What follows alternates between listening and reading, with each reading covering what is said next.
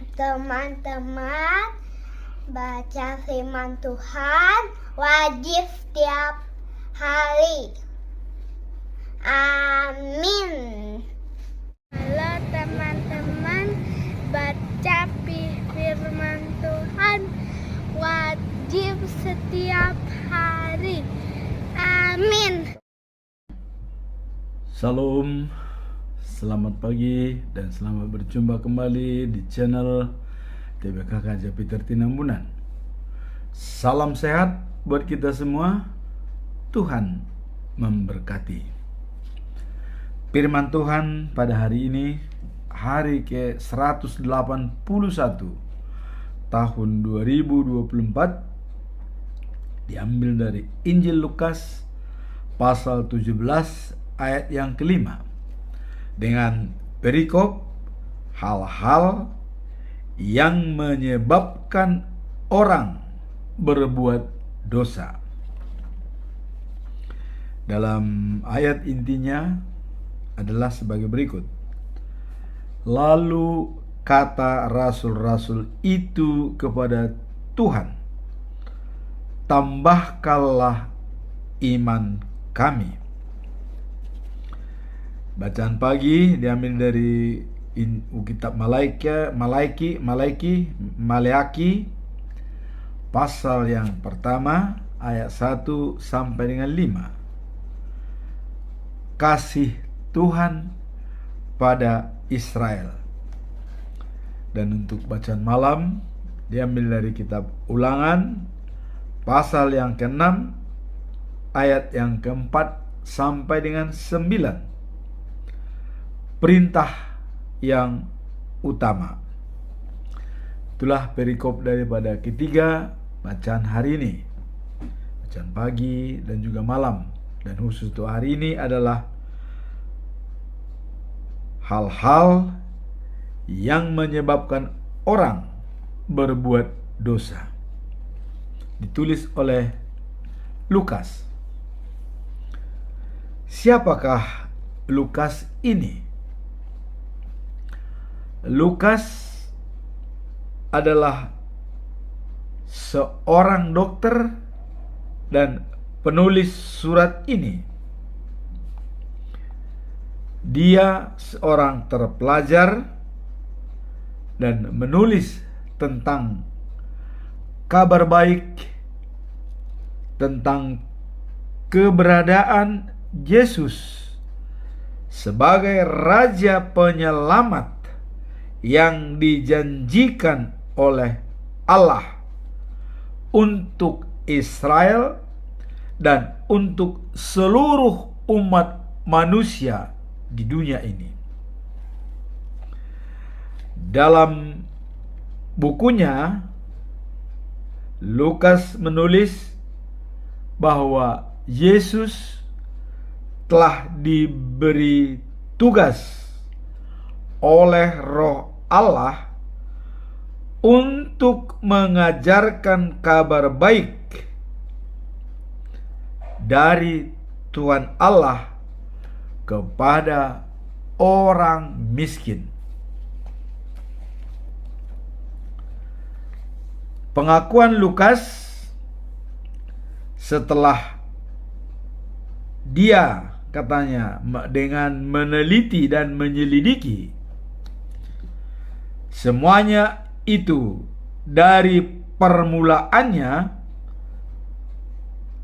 kata beliau, saya menganggap baik untuk menulis sebuah laporan yang teratur untuk Tuan atau kepada saudara. Saya melakukan itu supaya Tuan atau saudara tahu bahwa apa yang telah diajarkan kepada Tuan memang benar. Jadi Lukas di sini dia telah meneliti dan menulis, ya, kemudian menyampaikan bahwa apa yang telah diajarkan kepada umat manusia itu tentang Yesus adalah benar. Salah satu tulisan dari Lukas adalah pada perikop hari ini, yaitu hal-hal yang menyebabkan orang berbuat dosa yang disampaikan oleh Tuhan Yesus. Dan apa yang dikatakan dalam perikop ini sebelum ayat yang ke 5, ya, mulai dari ayat 1 sampai dengan 4, dikatakan bahwa Yesus berkata, dan Yesus berkata itu kepada pengikut-pengikutnya dan murid-muridnya waktu itu, ya. Nah, Yesus mengatakan demikian. Hal-hal yang menyebabkan orang berbuat dosa. Jadi, hal-hal yang menyebabkan orang yang berbuat dosa, nah, pasti akan ada. Jadi, hal-hal yang membuat orang itu berdosa pasti itu terjadi, ya. Karena bagaimanapun tidak luput dari hal-hal yang mungkin, ya, atau lupa atau dia tidak tahu, ya. Tapi ada orang, ya, yang menyebabkan orang berbuat dosa. Tetapi katanya, celakalah orang yang menyebabkannya. Jadi kalau ada orang berbuat seseorang berdosa, itu orang yang menyebabkan dosa itu adalah celaka, kata Yesus, ya. Nah, lebih baik katanya. Jadi orang itu, ya, kalau ada ditemukan orang seperti itu, nah, katanya lebih baik, ya, kalau batu penggilingan. Nah, penggilingan itu kita tahu batu penggilingan, ya, diikatkan pada lehernya, lalu ia dibuang ke laut, daripada ia menyebabkan salah seorang dan orang-orang kecil untuk berbuat dosa. Nah, jadi kalau ada orang yang menyebabkan seseorang berdosa, lebih baik ia diikat dengan batu gilingan, ya, ditempatkan di lehernya dan dibuang ke laut. Berarti kalau batu gilingan itu diikat, itu kan berat, ya. Jadi dia diikat dengan batu, berarti dia tenggelam dan mati dalam laut. Kira-kira. Maka dia bilang, sebab itu waspadalah. Apa yang dikatakan? Harus waspada. Kalau saudaramu berdosa, tegurlah. Jadi kalau ada saudara kita yang berbuat dosa, kita tegur, ya. Kemudian kalau ia menyesal, ampunilah. Begitu kita tegur dan menyesal, ampunilah, katanya. Kalau ia berdosa kepadamu, nah, 7 kali sehari, dan setiap kali datang kepadamu dan berkata, saya minta maaf, ampunilah dia. Jadi walaupun dia berbuat dosa 7 kali kepada kita, tapi dia tetap minta maaf, ampunilah. Jadi jangan tiada maaf bagimu, tapi ampunilah. Walaupun 7 kali dia berkali-kali berbuat dosa kepadamu, kita ampuni. Saya minta maaf, katanya, ampunilah dia. Begitu. Nah, kemudian Yesus mengatakan, ya, para rasul berkata kepada Tuhan Yesus. Jadi para rasul mencoba menyampaikan sesuatu kepada Yesus dengan adanya tadi, kalau ada orang minta maaf, ampuni dia. Nah, Tuhan, kata rasul ini, kuatkanlah iman kami. Jadi rasul itu menyatakan, kuatkanlah iman kami. Dan itulah perikop pada hari ini dan ayat hari ini. Dikatakan, lalu kata rasul-rasul itu kepada Tuhan, tambahkanlah iman kami. Nah, kuatkanlah iman kami dan tambahkan itu mirip ya, mirip, sama. Untuk dikuatkan iman. Kemudian apa jawaban Tuhan Yesus? Tuhan Yesus menjawab, kalau kalian ya mempunyai iman sebesar biji sawi, kalian dapat berkata kepada pohon murbei ini. Jadi kepada pohon murbei ya, terangkallah engkau dan tertanamlah di laut, pasti pohon itu akan menurut perintahmu. Nah, jadi tadi rasul-rasul itu mengatakan, kuatkanlah iman kami atau tambahkanlah iman kami. Terus Yesus mengatakan, kalau ada imanmu ya hanya sebesar sawi, mempunyai iman sebesar sawi ya, kalian dapat berkata kepada pohon murbei ya, terangkallah kau dan tertanamlah di laut, maka dia akan menurut perintahmu. Jadi kalau begitu, pertanyaan bagi kita, iman kita tidak ada sebesar sawi ya, maka kita tidak bisa mengatakan pindahlah kau kayu atau matilah atau bagaimana. Yesus mengatakan sebesar sawi.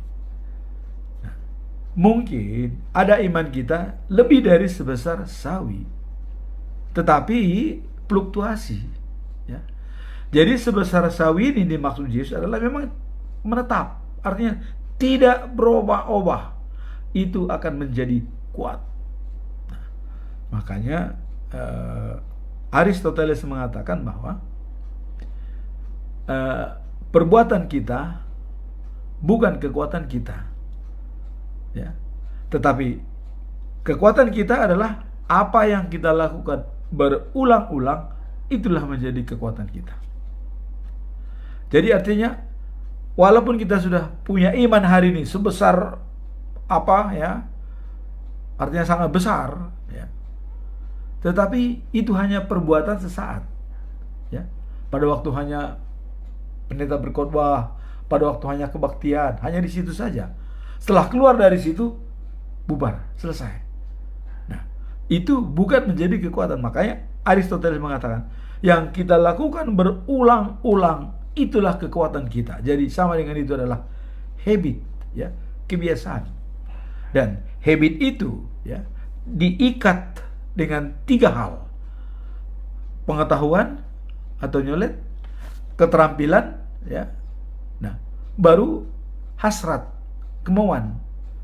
Bagaimana kemampuan saya untuk menyatukan pengetahuan saya dan keterampilan saya terhadap iman untuk bisa berjalan anytime, any day ya, setiap saat.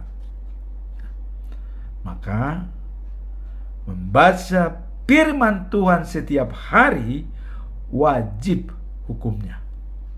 Itu kira-kira. Jadi di sini Yesus mengatakan, kalau ada imanmu sebesar sawi ya, mempunyai sebesar sawi, kamu bisa pindahkan pohon murbei ya, tertancaplah kau ke laut, tertanam di laut dan dia akan menurut.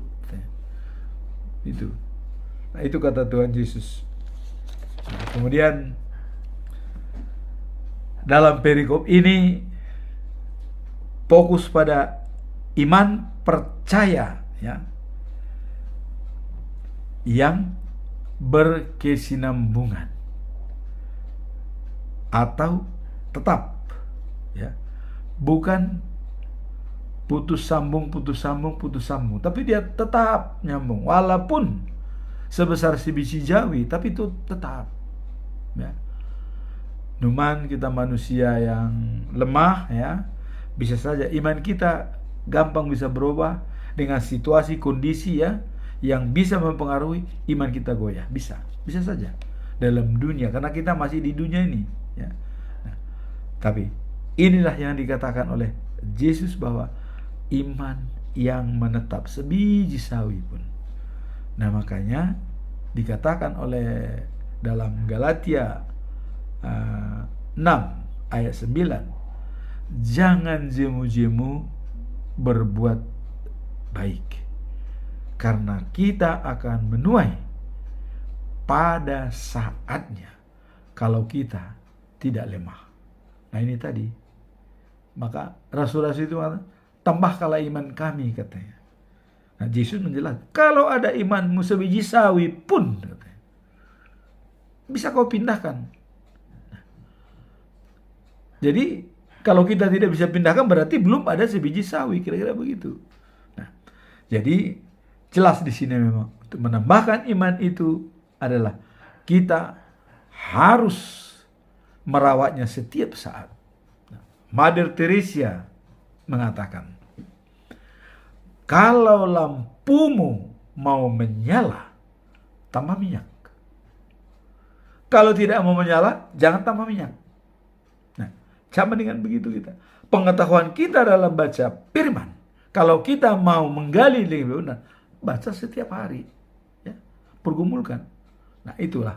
Maka Yesus mengatakan, kalau imanmu ada sebiji sawi yang menetap, ya, tapi tidak berubah-ubah, maka kamu akan bisa memindahkan apa saja. Gunung pun bisa dipindahkan, katanya. Akan pohon murbe bisa kau pindahkan, tancapkan di tengah laut, dia akan tumbuh, katanya. Ya.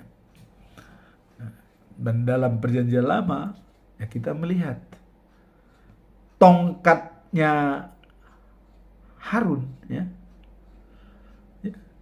itu waktu dikumpulkan dari imam-imam bisa bertunas dan berbuah. Coba, tongkat yang sudah dikuliti, tapi bisa bertunas dan berbuah.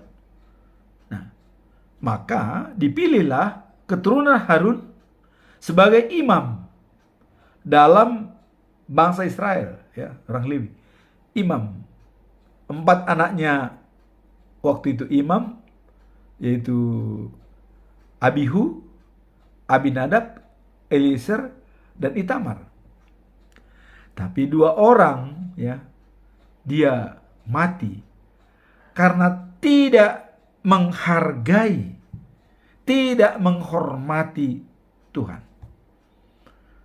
Sudah ada mesbah disediakan untuk perapian, tapi mereka berdua, Abihu dan Nadab, dia ingin, supaya Tuhan lebih baik, kami bikin persembahan baru. Dibikin persembahan, mesbah lain daripada mesbah yang lama. Apa yang terjadi? Ya. Begitu dia mau bakar dalam mesbah yang dibuat, api menyala, langsung membakar mereka berdua dan mati. Apa kata Musa? Jangan ditangisi. Harun, jangan tangisi. Itulah, kalau kita tidak mendidik anak dengan baik, maka nanti ada ini diturunkan antara anak dengan bapak, harus sinkron. Itulah anaknya, 2 orang mati seketika itu juga dalam penyembahan, membuat persembahan kepada Tuhan, korban bakar. 2 orang mati. Itu imam, sudah pakai baju efod, sudah lengkap itu, sudah bersama-sama dengan Tuhan. Jadi bukan gambaran kalau kita bersama dengan Tuhan, sintua, pendeta, epor, segala macam, itu belum tentu itu baik di mata Tuhan kalau tidak menghargai apa yang dikatakan Tuhan. Jadi bagi Tuhan, ya, apa dikatakan? Kalau kau menghormati aku, kamu akan kuhormati. Tapi kalau kau menghina aku akan hina. Itu udah nggak bisa dicabut lagi tuh. Itu sudah aturan, ya.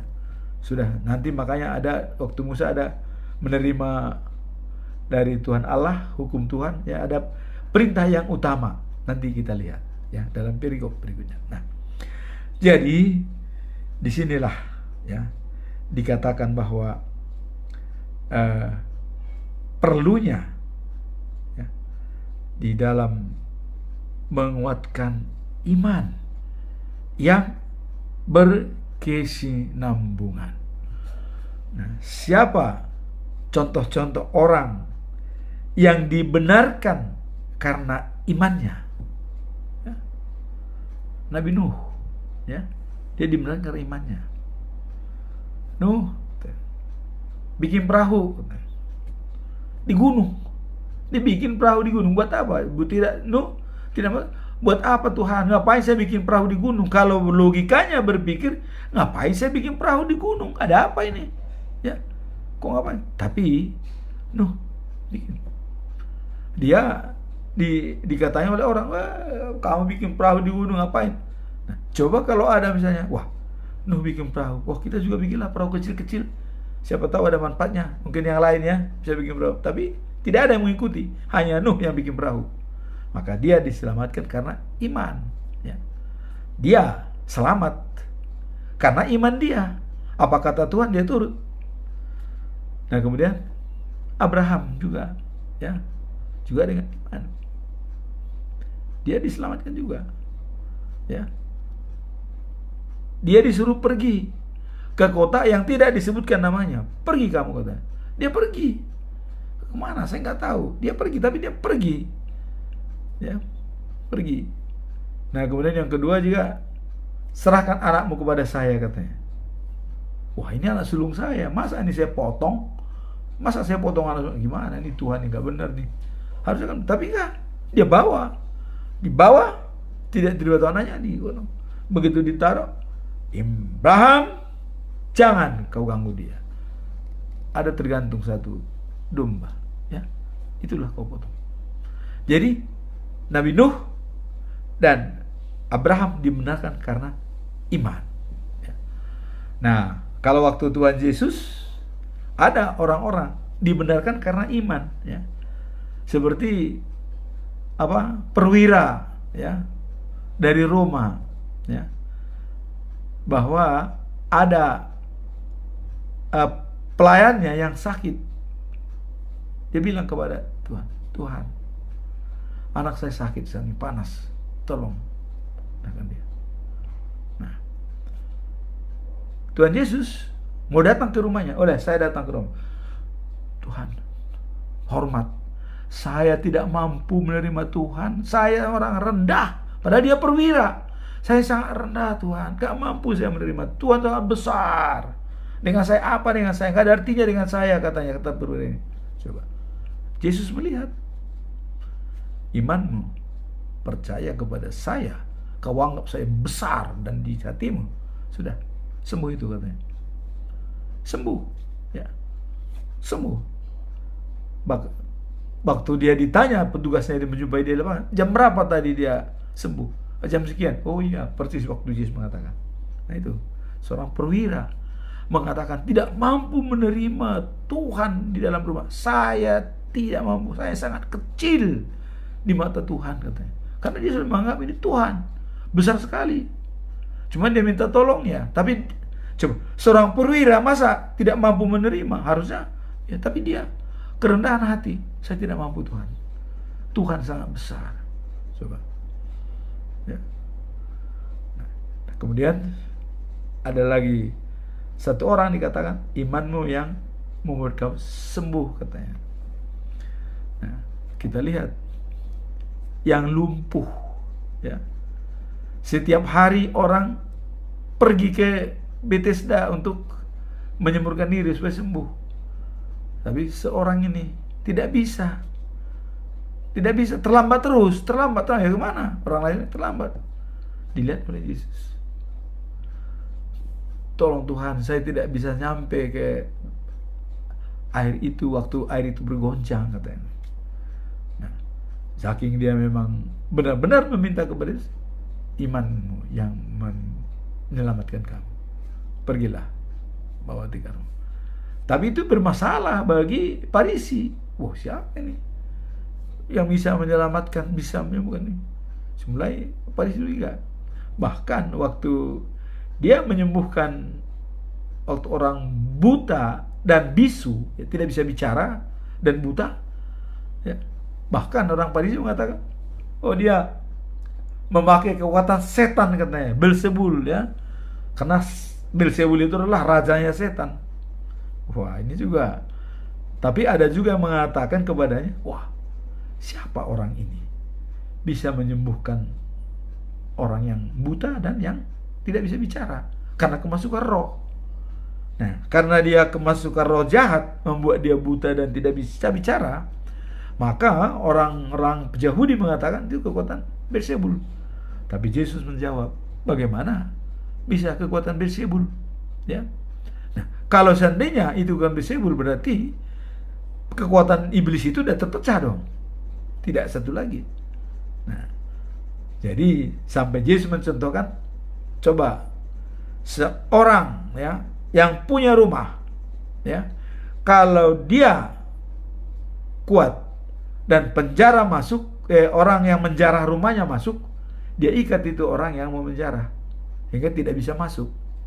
Nah, itu dicontohkan. Nah, begitu jugalah saya, katanya, ya, untuk mengusir setan itu, setannya saya ikat dulu, saya rantai. Udah saya ikat, baru ini saya sembuhkan. Kira-kira begitu. Nah, terus dikatakan, apakah kalian menyembuhkan orang sakit, guru agama itu atau kita masuk roh itu pakai Beelzebul, orang jahat? Jadi jangan sembarang bicara, kira-kira begitu kata Yesus. Nah, terus orang-orang tadi yang bertanya, apakah ini orang? Nah, Yesus mengatakan, sekarang ialah sudah yang dijanjikan itu sudah berada di tengah-tengah kalian, katanya. Dialah itu. Nah, itulah mengenai firman Tuhan pada hari ini, ya, yang perlu menambahkan iman kepada rasul-rasul itu. Dan dikatakan, bila ada imanmu sebiji sawi, kamu akan bisa memindahkan pohon murbe itu ke tengah laut untuk disanakan. Nah, kemudian bacaan malam, bacaan pagi, yaitu diambil dari kitab Maleaki, ya, pasal yang pertama 1-5. Kasih Tuhan pada Israel. Nah, siapakah Maleaki ini? Maleaki adalah penulis buku firman Tuhan pada abad ke-5 sebelum Masehi. Jadi 500 tahun sebelum Masehi dia sudah menulis buku ini, ya. Nah, sesudah rumah Allah di Yerusalem dibangun kembali, ya. Tuh. Jadi setelah rumah Allah itu tadinya udah porak-poranda dibuat oleh Raja Nebukadnezar, dibangun kembali atas usaha daripada Raja Kores yang memerintahkan kepada Ezra, Nehemia, ya, dan ada pengaruh Esther sebagai istri daripada Raja Sayeweres, ya. Nah, kemudian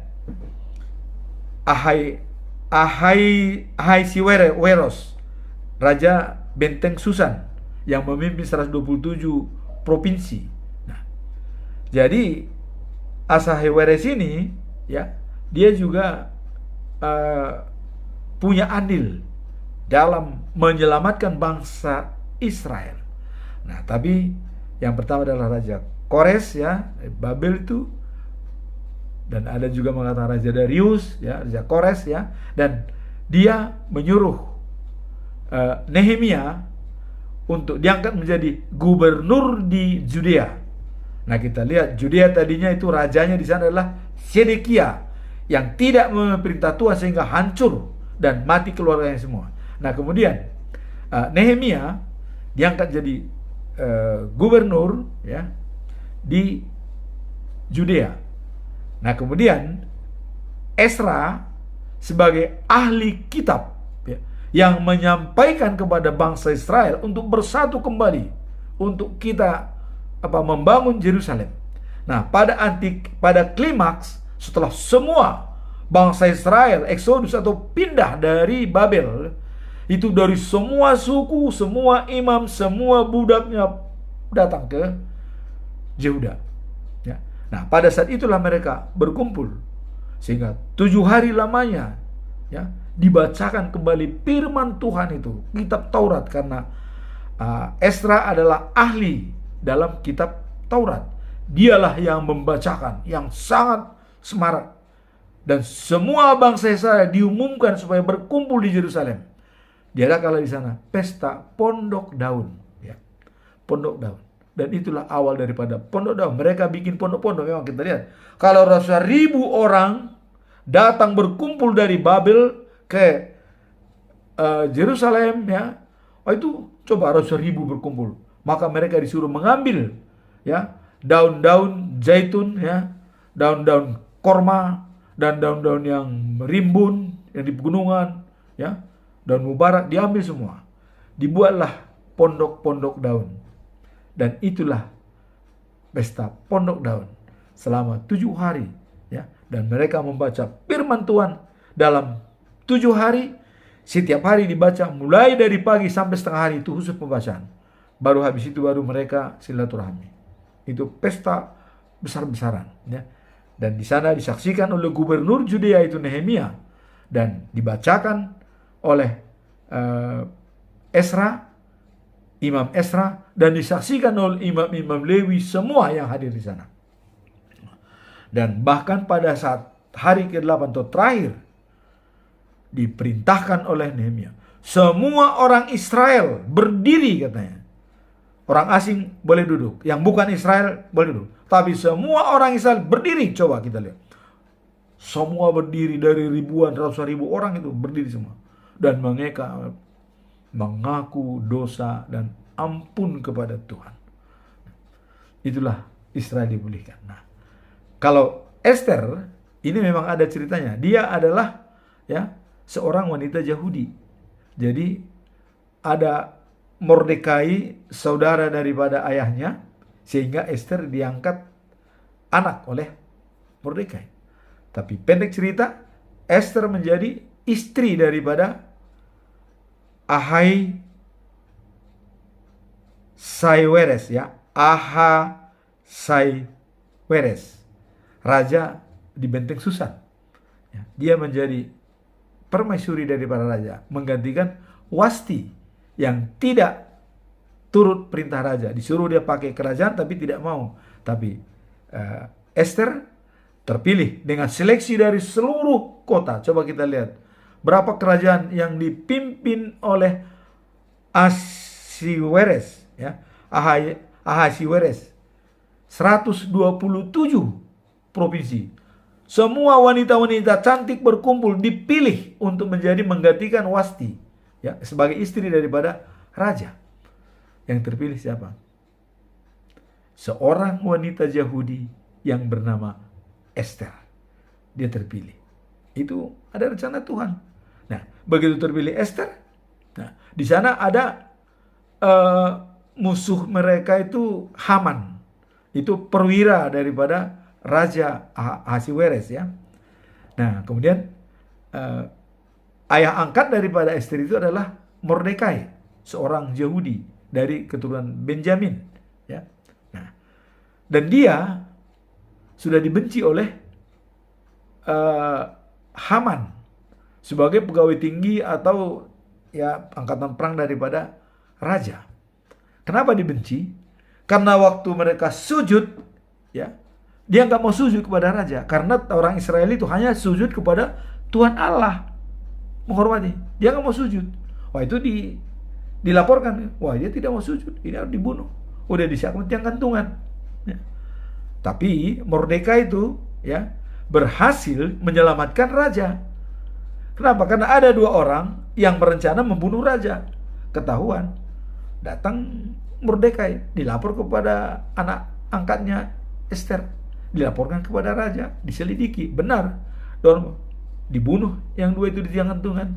Akhirnya Mordekai diberikan jabatan sebagai pegawai tinggi, sehingga di sana ada dia. Nah, Haman itu mau menghabisi semua Israel, pokoknya semua mau dihabisi, dan dia bahkan menyumbang 640.000 keping perak untuk menambah bangkir daripada raja. Wah, raja tenang, ada sumbangan uang nih. Nah, jadi dia minta surat untuk membunuh semua orang Yahudi yang ada di sana, di kerajaan daripada Ahasiweres. diambil cincinnya oleh raja, dicaplah surat itu, tersiarlah kepada seluruh negeri. Wah, ini ketahuan. Kalau itu dijalankan, semua bangsa Yahudi mati di sana. Tapi Ester bijak, ya. Tadi laporkan kepada Ester, dia minta surat diralat. Raja mengatakan surat tidak bisa dicabut, itu sudah cap. Karena surat edaran itu, raja cincinnya yang mencap surat itu sudah dicap.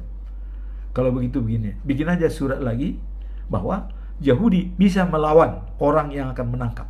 Dikeluarkan surat kepada semua orang Yahudi, dibolehkan untuk melawan dan membunuh siapa saja yang akan membunuh. Akhirnya mereka menang. Jadi ribuan mati lawannya. Yahudi tidak ada yang mati satupun. Selamatlah di situ orang Yahudi. Maka itulah dirayakan itu sebagai pesta Purim antara 14 sama dengan 15 Desember. Setiap 14 sampai 15 itu dirayakan pesta Purim.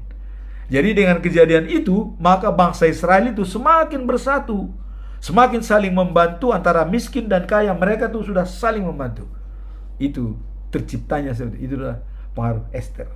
Nah, makanya tadi Malaikat bilang, setelah Yerusalem dibangun kembali, katanya, dibangun kembali Yerusalem, dan mereka akan mencoba memperbaiki. Nah, jadi kalau kita lihat buku Malaikat, ya, dimaksudkan untuk mendorong para imam dan rakyat supaya, ya, membaharui kesetiaan mereka kepada perjanjian dengan Tuhan. Jadi apa perjanjian yang Tuhan itu? Nah, ada kemerosotan, ya, karena Tuhan sudah mengatakan imam-imam kalau itu menyembahkan persembahan, ambillah yang terbaik dari binatang. Nah, makanya dari tanaman pun harus dipilih yang terbaik. Jangan yang buta atau yang sakit-sakitan dibawa. Nah, jadi ada kemerosotan dalam kehidupan dan cara beribadat umat Allah. Ada. Nah, para imam dan rakyat menipu Tuhan. Nah, itu tadi menipu. Mereka tuh membuat persembahan. Mereka cara menipu, ya. Nah, kemudian dikatakan sini, mereka tidak memberikan kepada Tuhan apa yang harus mereka persembahkan kepadanya dan tidak hidup sesuai dengan ajarannya. Jadi sudah melenceng dari ajaran Tuhan. Memberikan persembahan harusnya yang terbaik diberikan dari binatangnya atau dari hartanya, tapi diberikan sisa-sisa. Atau misalnya kita memberikan persembahan ke gereja, ya, sisa-sisa main judi dibawa dipersembahkan. Oh, itu benar-benar tidak setuju Tuhan. Persembahan itu harus disiapkan, dibikin dalam amplop, bawa ke sana, ya. Atau kalau tidak amplop, tapi yang terbaik, ya. Bahkan kita kadang memberikan persembahan 2.000 tuh sudah apa, dikoyak-koyak gitu, ya, sudah, aduh, ada kalanya dilipat-lipat begitu, sehingga para haladu itu kadang-kadang susah untuk membereskan uang itu. Nah, itu persembahan seperti kecil, tapi itu manfaatnya benar-benar. Makanya Tuhan mengatakan, ya, tetapi kalian akan datang untuk mengadili dan mengasihi umatnya. Ia akan mengirim utusannya untuk menyiapkan jalan dan mewartakan perjanjian Tuhan. Nah, jadi dalam perikop ini kasih Tuhan Allah kepada Israel.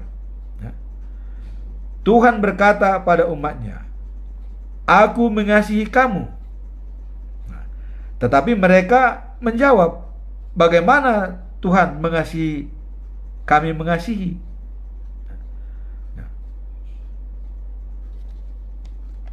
bukankah Esau abang Yakub, ya? Tetapi Yakub kukasihi, sedangkan Esau kubenci. Apa?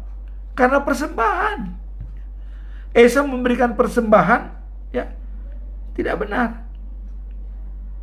Jadi apa yang harus dipersembahkan itu bukan dari hati yang dalam, tapi Yakub itu mempersembahkan persembahan yang baik. Nah, kemudian bukankah Esau abang Yakub, tetapi Yakub kukasihi, sedangkan Esau kubenci.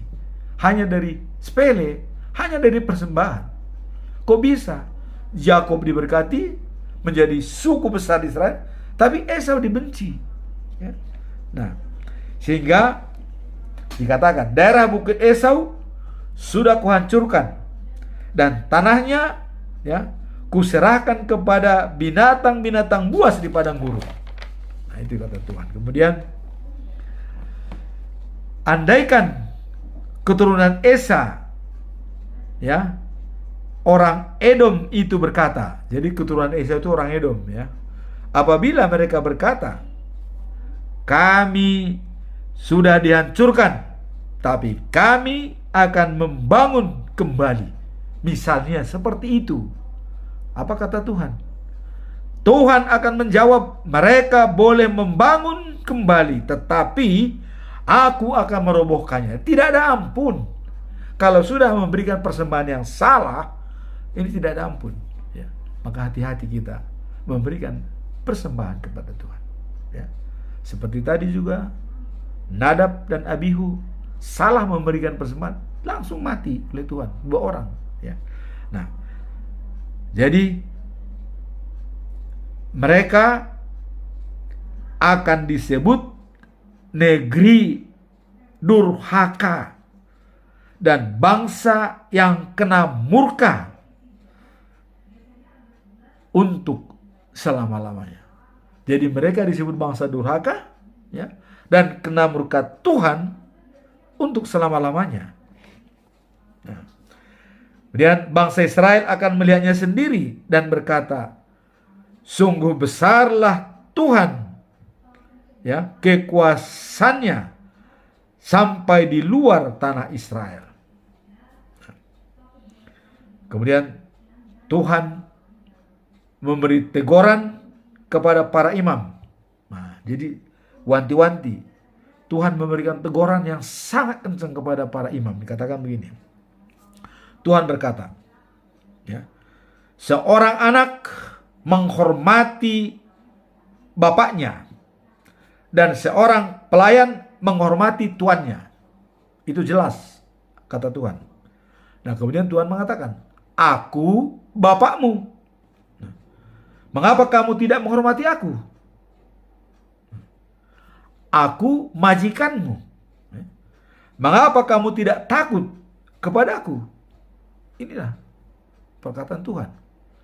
Aku bapakmu. Kenapa kamu tidak menghormati? Aku majikanmu. Kenapa kamu tidak takut kepadaku? Kamu menghina aku, kata Tuhan. Nah, tetapi kamu bertanya dalam hatimu, dengan cara bagaimana kami menghormati engkau. Jadi masih ada semacam dalam hati mereka itu, bagaimana kami dengan menghormati kamu sebagai bapak kami, kira-kira begitu. Nah, Tuhan dikatakan kepada mereka, dengan cara mengorbankan makanan yang tak pantas dikorbankan di atas mezbah. Itu cuman Tuhan tidak menegur langsung, tapi kamu memberikan makanan sebagai korban di atas mezbah tidak pantas sebagai makanan, katanya. Kalau kamu mempersembahkan kepadaku binatang-binatang buta yang sakit atau lumpuh, bukankah itu perbuatan salah? Ini yang disampaikan oleh Tuhan. Israel dengan apa? Makanya iman-iman itu ditegur oleh Malaki karena kesalahan mereka. Nah, coba memberi binatang semacam itu kepada gubernur, apakah dia akan senang dan memperlakukan kamu dengan baik? Ya, misalnya kita membawa binatang, kita bawa kepada gubernur, tapi yang buta, coba baik tidak? Kira-kira itulah pernyataan daripada Tuhan Allah. Nah, sekarang diperingatkan oleh Malaki. Hai iman-iman, kata Malaki, cobalah mohon kepada Allah supaya Ia mengasihi kita. Mohon, ampunilah segala kesalahan yang kita buat itu kepada Allah. Karena Tuhan Yesus mengatakan dan Allah mengatakan bahwa dosa dan pelanggaran bisa diampuni. Tetapi kalau sudah dosa kepada Roh Allah itu tidak bisa diampuni. Nah, itu. Jadi di sini Maleakhi menganjurkan bahwa cobalah mohon kepada Allah untuk pengampunan supaya Ia mengasihi. Ia tidak akan menjawab ya dan dosamu dan itu salahmu sendiri. Nah, jadi Ia tidak akan menjawab ya dosamu dan itu salahmu sendiri. Nah, jadi Tuhan yang Maha Kuasa berkata. Nah, jadi ini merupakan kesimpulan dari Tuhan ya. Lebih baik pintu rumahku ditutup sebab sia-sia kamu ya menyalakan api di atas mezbahnya. Jadi sama dengan kita. Tutup ajalah gereja daripada kau pakai gereja itu untuk hanya gengsi, untuk aksi segala macam, selfie. Tutup aja, tidak perlu. Kira-kira begitu. Nah, ini juga dikatakan, lebih baik pintu rumahku ditutup sebab sia-sia ya kamu menyalakan api di atas mezbah itu. Sama dengan tutup aja gereja itu kalau kamu ya menyampaikan yang tidak baik kepada saya dalam rumah Tuhan yang diberkati itu. Kira-kira begitu. Nah, kemudian aku tidak suka kepadamu dan tak mau menerima persembahanmu. Jadi sudah jelas ya, Tuhan tidak mau suka dan tidak mau menerima persembahan yang tidak dengan ikhlas dan tidak dengan jujur kita berikan. Hanya semacam hura-hura, hanya semacam karena dilihat supaya dilihat orang kita memberi ya, bukan dengan ikhlas. Kira-kira begitu kata Tuhan menegur pada imam. Ini mungkin tamparan lah kepada imam-imam ya, sintua-sintua ya, kepada pendeta. Ini teguran ini. Kalau mau memberikan persembahan yang baik, melayani dengan baik, dan juga pelayanan yang baik, itu yang perlu diharapkan. Aku dihormati oleh bangsa-bangsa di seluruh dunia. Di mana-mana ya dibakar dupa untuk menghormati namaku dan dipersembahkan korban kesukaanku yang pantas, sebab semua bangsa ya menghormati aku.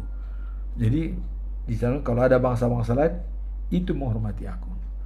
Tetapi kamu menghina aku karena ya menganggap mezbahku tidak berharga ya dan mempersembahkan makanan yang kamu tolak. Kamu meremehkan aku. Jadi makanan sebenarnya kita sendiri enggak kita makan itu, misalnya sisa-sisa ya. Masa sih kambing buta kan kita kan mungkin nggak potong, udahlah bikin persembahan. Nah itu yang tidak suka oleh Tuhan ya.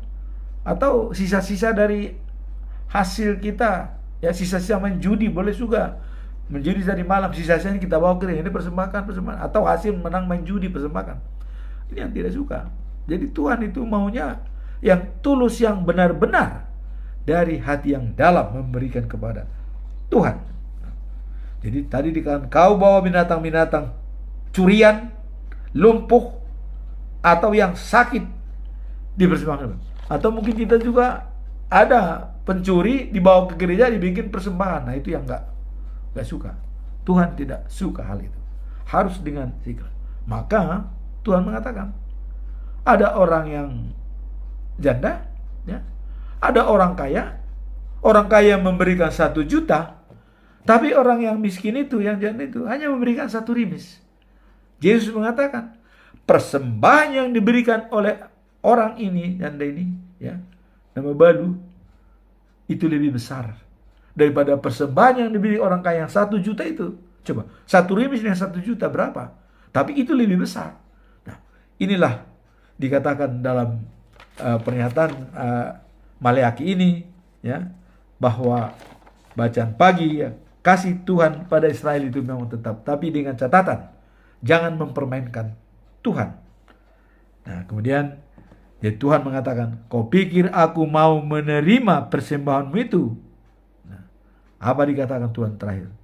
Terkutuklah si penipu yang mempersembahkan kepadaku binatang yang tidak berharga. Kalau sekarang itu, terkutuklah bagi orang yang memberikan persembahan kepada saya, sisa-sisa daripada makanannya atau yang tidak berharga bagi dia. Kira-kira begitu. Terkutuk. Nah, bagaimana supaya ini bisa kita perbaiki ya? Kita ingatlah pesan daripada Malaki ini ya. Kalau di antara ternaknya ada binatang yang baik yang sudah dijanjikan kepadaku, sebab akulah Raja Agung dan dihormati oleh semua bangsa. Jadi kalau memberikan persembahan, pilihlah yang terbaik dan katakan itu akan kita persembahkan kepada Tuhan. Jadi dengan perikop ini, berikanlah persembahan yang terbaik kepada Tuhan.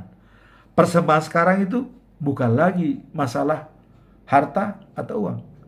Diri kita yang kita persembahkan kepada Tuhan untuk berbakti setiap saat kepada Tuhan. Hanya itu kuncinya ya. Jadi persembahan kita adalah diri kita yang diisi oleh Roh Allah yang menjadi bisa diterima oleh Tuhan Allah. Nah, kemudian bacaan malam yaitu Ulangan pasal 6 ayat 4-9. Nah, ini perintah yang utama. Jadi melalui Musa Tuhan menyampaikan firman-Nya ya. Semua hukum Tuhan untuk ditaati ya. Karena dikatakan oleh Musa, tidak lama lagi negeri yang dijanjikan itu akan kalian diami. Jadi kalau kalian tidak menurut aturan main, bagaimana kalian bisa mendiami negeri yang dijanjikan? Maka hukum Tuhan diberikan. Ini adalah aturan yang untuk diberikan. Nah, dan aturan ini ya, Musa mengatakan, dengarlah saudara-saudara, lakukanlah itu dengan setia ya, supaya kamu sejahtera dan menjadi bangsa yang besar di negeri yang kaya dan subur. Nah, jadi kalau kamu menjadi bangsa yang besar di negeri yang kaya dan subur, maka harus setia kepada Tuhan. Nah, bagaimana caranya? Nah, ingatlah katanya, ya, hanya Tuhan dan Tuhan saja Allah kita. Ini pertama dulu. Jadi tidak ada Allah lain selain daripada Allah kita. Itu. Nah, kemudian yang kedua, cintailah Tuhan ya, dengan segenap hatimu. Jadi mencintai Tuhan dari segenap hati dan tunjukkan dalam hidupmu ya, juga dalam perbuatan. Jadi kalau kita mencintai Tuhan dari segenap hati, kita tunjukkan dengan hidup kita dan perbuatan kita. Kemudian jangan sekali-sekali melupakan perintah-perintah yang saya berikan kepadamu. Nah, itu kata Musa, jangan sekali-sekali. Nah, kemudian ajarkanlah itu pada anak-anakmu. Hendaklah ya, kamu memberi arahan di dalam rumah dan di luar rumah, waktu beristirahat dan waktu bekerja. Jadi ajarkan itu kepada anak setiap waktu, di luar rumah, di dalam rumah, bekerja dan istirahat atau makan, minum, ajarkan supaya menempel. Itu katanya, itulah yang dikatakan tuh segenap hati. Kemudian dikatakan, ikatkanlah pada lenganmu ya, lengan, dan pasanglah pada dahimu, tempel dahi ya, supaya diingat. Jadi lengan bahkan ditempel di dahi, ditulis itu yang hukum Taurat itu ditempelkan supaya tetap diingat dan tidak bisa melenceng. Tuliskanlah di tiang pintu rumahmu dan di pintu gerbang. Tuhan Allahmu berjanji kepadamu. Kalau itu sudah kamu lakukan, Tuhan berjanji nenek moyangmu Abraham, Ishak dan Yakub bahwa Ia akan memberikan negeri itu kepadamu. Kota-kotanya besar dan makmur, dan bukan kamu yang mendirikannya. Jadi kota-kota yang besar itu memang seperti yang sudah Moab ya, direbut dari Moab, dari 7 bangsa itu ya, dari Jebusi ya, dari Hewi, direbut dari bangsa Amon. Itu isinya sudah terisi banyak harta di sana. Bukan kamu yang membuat. Rumahnya besar, bukan kamu yang mendirikan. Itu akan diserahkan kepadamu. Nah, jadi inilah tadi ajaran diberikan oleh Musa kepada bangsa Israel untuk tetap diajarkan kepada anak-anaknya. Nah, kemudian tadi dalam memberikan persembahan di Maleaki ya, mereka malah memberikan persembahan yang sisa-sisa dari ya. Nah, itu salah. Nah, di sini Musa mengajarkan bahwa hormatilah Tuhan dari segenap hatimu. Dan kalau dalam Markus 29 katakan dari segenap hatimu, dari segenap jiwamu, dan dari segenap kekuatanmu. Jadi 3, mengasihi Tuhan itu ada 3. Jiwa, hati, kekuatan. Nah, kalau kekuatan kita sakit, tidak bisa, udah sakit nih, parah. Tapi hati kan tidak sakit. Jiwa kan tidak sakit. Masih ada 2 lagi untuk menyembah Tuhan. Nah, tapi kalau jiwa kita dan hati kita sakit, ya badan ini memang tidak bisa apa-apa. Nah, jadi yang diutamakan adalah hati dan jiwa. Maka marilah kita tetap setia kepada Tuhan sepanjang hidup kita untuk menuju life after life, the news of Jerusalem. Demikianlah bacaan firman Tuhan. Semoga bermanfaat dan Tuhan memberkati. Amin.